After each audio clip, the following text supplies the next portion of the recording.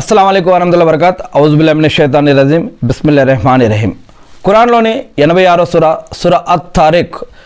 ఈ యొక్క సూరాలోని మొదటి వాక్యం నుంచి చూసే ముందుగా శాపగ్రస్తుడైన సైతాన్ బారి నుంచి, లూసిఫర్ అనబడే ఇబ్లీస్ సైతాన్ బారి నుంచి నేను ఆ సృష్టికర్త అయినటువంటి అల్లాహ్ యొక్క రక్షణ, అల్లాహ్ యొక్క సాయాన్ని వేడుకుంటూ ఉన్నాను. ఆమీన్. అల్లాహ్ యొక్క చివరి ప్రవక్త మొహమ్మద్ సల్లం గారిపైన శాంతి సుఖాలు కురియుగాక. ఆమీన్. అల్లాహ్ మొహమ్మద్ సల్లం గారిపైన శాంతి సుఖాలు కురిపించండి వల్ల. ఆమీన్. మరి మొదటి వాక్యం ప్రారంభించే ముందుగా ఈ యొక్క సూరాలో 86వ సూరాలో ముందుగా నేను అనంత కరుణామయుడు అపార కరుణాప్రదాత అయినటువంటి అల్లాహ్ యొక్క పేరుతో ఈ యొక్క సూరాన్ని ప్రారంభిస్తూ ఉన్నాను. ఆకాశం మరియు రాత్రి వేళ వచ్చే నక్షత్రం అత్-తారిక్ సాక్షిగా, మరియు ఆకాశం సాక్షిగా రాత్రి వేళ వచ్చేది అత్-తారిక్ అంటే ఏమిటో నీకు ఎలా తెలుస్తుంది? అదొక అత్యంత ప్రకాశమైనటువంటి నక్షత్రం. కనిపెట్టుకుని ఉండేవాడు, దైవదూత లేకుండా ఏ వ్యక్తి కూడా లేడు. ప్రతి వ్యక్తి వెంట దైవదూత ఉన్నాడు అని అల్లాహ్ సుబ్హానహు వ తఆలా 4వ వాక్యంలో ఈ యొక్క సూరాలో తెలియజేస్తూ ఉన్నారు. ప్రతి వ్యక్తి వెంట ఒక దైవదూత ఉన్నాడు. కావున మానవుడు దేనితో సృష్టించబడ్డాడో గమనించాలి. మానవుడు దేనితో సృష్టించబడ్డాడో గమనించాలి. మొట్టమొదటి మానవుడు మట్టి ద్వారా, దేవుని యొక్క వాయువు ద్వారా, దాని తర్వాత నీటి బిందువు ద్వారా, ఇలా స్టెప్ బై స్టెప్. తర్వాత కావున మానవుడు తాను దేనితో సృష్టించబడ్డాడో గమనించాలి. ఇక 6వ వాక్యం, అతడు విసర్జించబడే, ప్రస్తుతం మరి తర్వాత వచ్చే మానవులు అంటే మొదటి మానవుడు తర్వాత వచ్చే మానవులంతా కూడా విసర్జించబడే, కుంటూ వెలువడే ద్రవ పదార్థం ద్వారా సృష్టించబడ్డాడు. అది వెన్ను మరియు రొమ్ము. ఆ యొక్క వీర్యం ఏడు నుంచి వస్తుంది?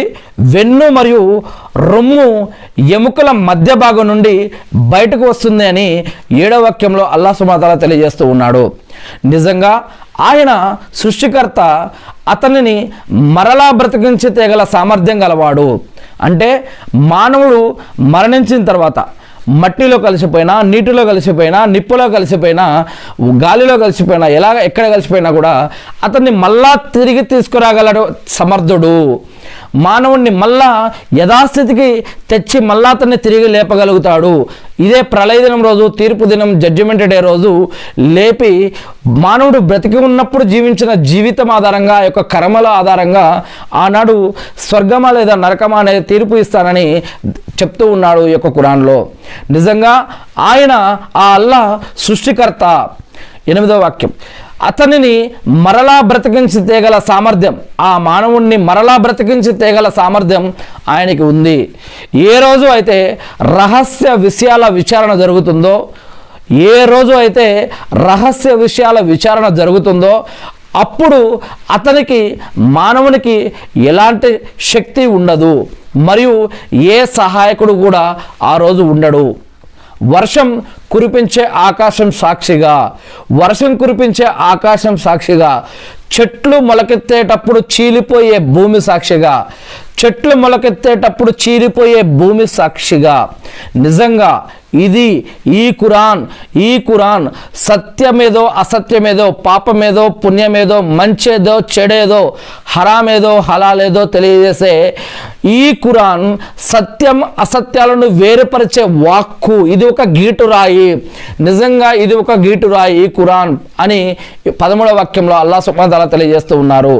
మరియు ఇది వృధా కాలక్షేపానికి వచ్చింది కాదు, ఇది టైంపాస్ కోసం వచ్చింది కాదు, ఇది వృధా కోసం, కాలక్షేపాని కోసం వచ్చింది కాదు. ఈ యొక్క ఖురాన్ అనేది, ఈ యొక్క గీటురాయి అనేది. మరియు ఓ మొహమ్మద్ సల్లల్లాహు అలైహి వసల్లం 15వ వాక్యం, నిజంగా వారు నీకు విరుద్ధంగా కుట్రలు పన్నుతూ ఉన్నారు. ఓ మొహమ్మద్ సల్లల్లాహు అలైహి వసల్లం గారు, నిజంగా వారు నీకు విరుద్ధంగా కుట్రలు పన్నుతూ ఉన్నారు మరియు నేను కూడా పన్నాగం పన్నుతూ ఉన్నాను అని అల్లాహ్ చెప్తూ ఉన్నారు. కనుక నీవు సత్య తిరస్కారులకు కొంత వ్యవధిని ఇచ్చాయి, సత్య తిరస్కారులకి కొంచెం సమయాన్ని ఇచ్చాయి.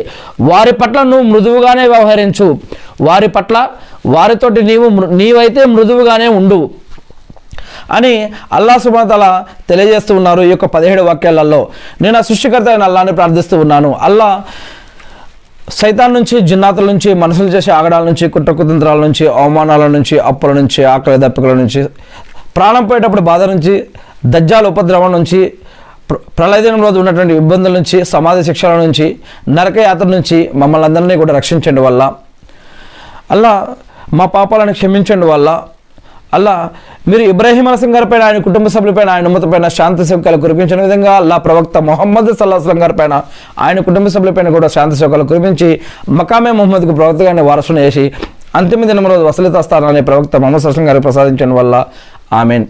అల్లా మాకు కావాల్సిన ఉపాధిని, బరకత్ని, రక్షణని, సహాయాన్ని మాకు ప్రసాదించడం వల్ల మీరు మాకు జీవన పద్ధతులు, ఆరాధన పద్ధతుల కోసం ఏదైతే ప్రవక్త ముహమ్మద్ సల్లల్లాహు అలైహి వసల్లం గారి ద్వారా మాకు ఇచ్చినటువంటి ఖురాన్ మరియు హదీసులు ఉన్నాయో వాటిని మేము తెలుసుకుని, నేర్చుకుని, అర్థం చేసుకుని, గుర్తుపెట్టుకుని వాటి ప్రకారం మేము జీవిస్తూ మిమ్మల్ని ఆరాధిస్తూ తెలియని మా సోదరి సోదరులు తెలిపే భాగ్యాన్ని మాకు ప్రసాదించడం వల్ల ఆమీన్.